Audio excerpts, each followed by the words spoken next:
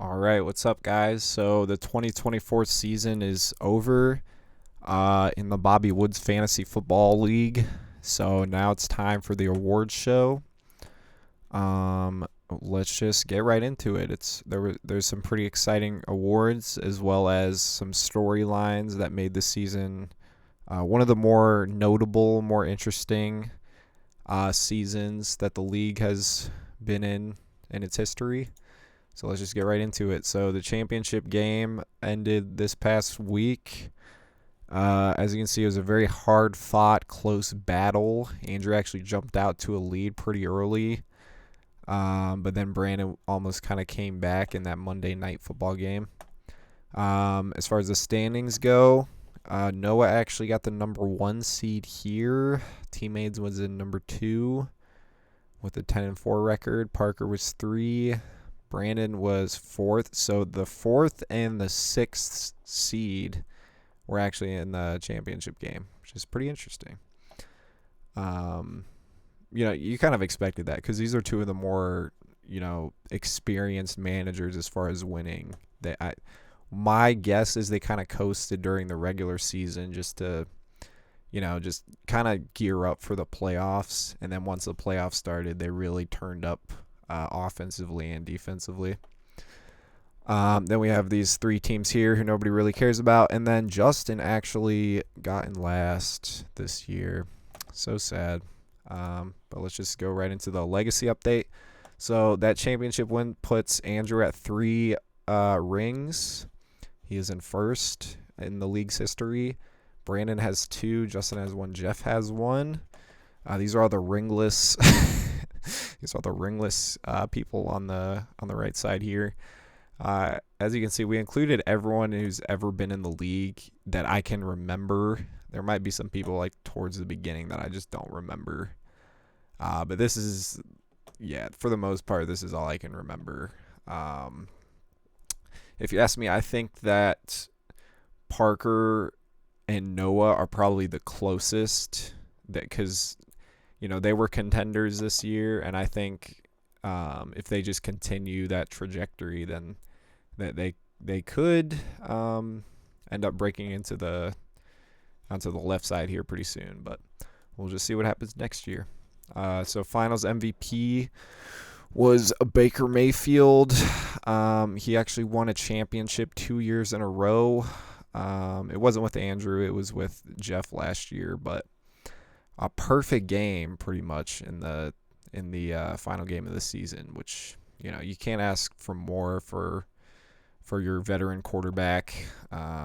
He really just came on when Andrew needed him to, and was a big reason that he was able to close out that victory. So let's get into the actual season awards. So you got Kozawa Farms MVP. Honorable mentions, we had Jaden Daniels on Andrew's team, Joe Burrow on Teammates' team. The winner actually ended up being Lamar Jackson on Parker's team. Parker actually traded for him early on in the season, and it proved to be the best deal of the season. He ended up getting the number 1 overall QB.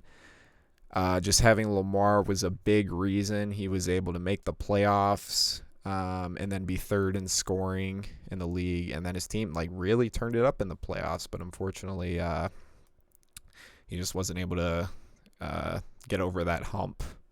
But maybe next year, he's got some playoff experience now.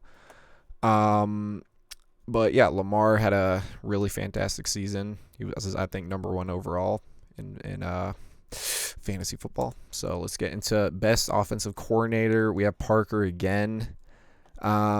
Just really having one of the dominant offenses in the regular season that continued to be dominant in the playoffs. Unfortunately, defensively, his team kind of fell apart in that first round loss to Andrew. But he put up, I think, 180 in round 1, 200 in round 2, and then he had some injuries in the last week. But yeah, honorable mentions, we had Andrew, T-Mains, and Noah for that one. So best defensive coordinator.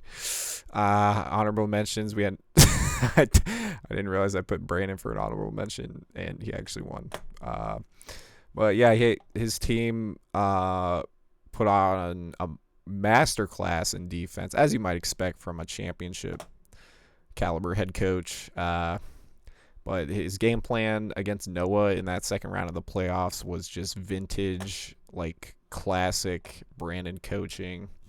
Just able to completely shut down that offense, and it was the reason why he was able to make the championship game. Very good defense during the regular season too. So great job for that. So then coach of the year, we ended up going with Andrew overall, offensively, defensively. His team really sort of fell off toward the end of the regular season. He had a couple injuries that kind of derailed his regular season. He had Godwin get hurt.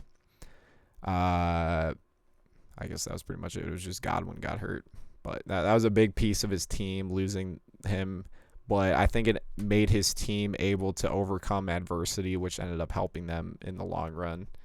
But in the playoffs, he scored like 185, then 180 again, and then 155 in the championship show. So absolutely masterclass playoff performance by his head coach. It actually had been a while since he won a ring. He hadn't won since the beginning years of the league, when there's a bunch of scrubs in the league. So people online were starting to say, like, he literally played against like scammers and landscape people. He didn't have any real competition when he won those first two rings. So this ring was very important for his legacy. And that puts him at 3. So great year coaching for Andrew. This was the Donald J. Trump deal of the year. So Justin absolutely got scammed. Parker basically traded Keenan Allen, Justin Herbert, ETN, and Ladd McConkey.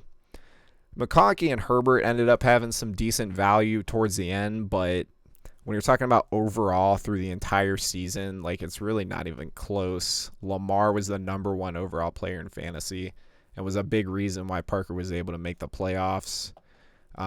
Justin ended up, like I said, finishing last in the league. So if he had Lamar for the whole season, then he probably wouldn't have been last. I don't know if he would have made the playoffs, but it at least would have made his team not like as garbage as it was.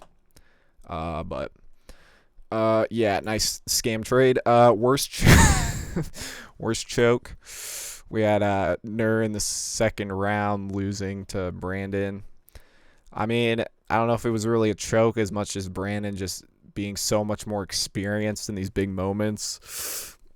Nur didn't really have the playoff longevity that you would like to see.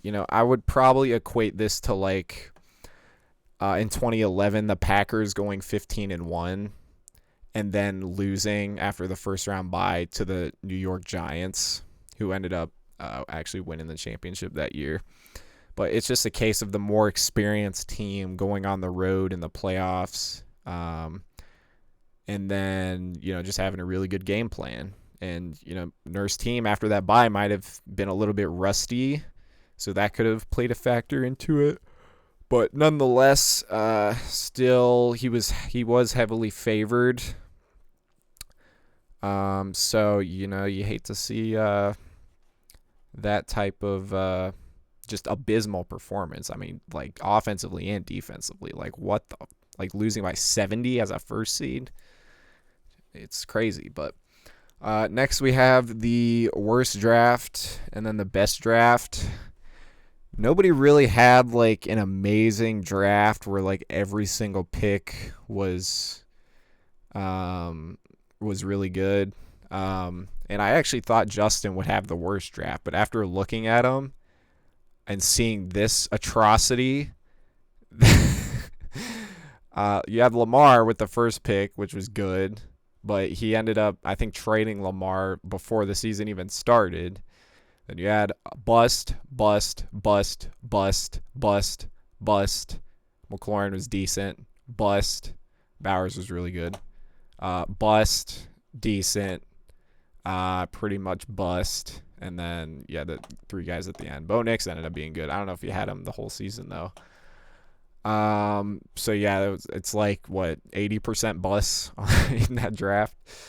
For the best draft, I ended up going T-Mains. I think if Rashee Rice didn't get a torn ACL, his team could have been completely different. Nick Chubb was also maybe not the greatest pick. Rachaad White, maybe too. But everyone else is pretty good besides Dak.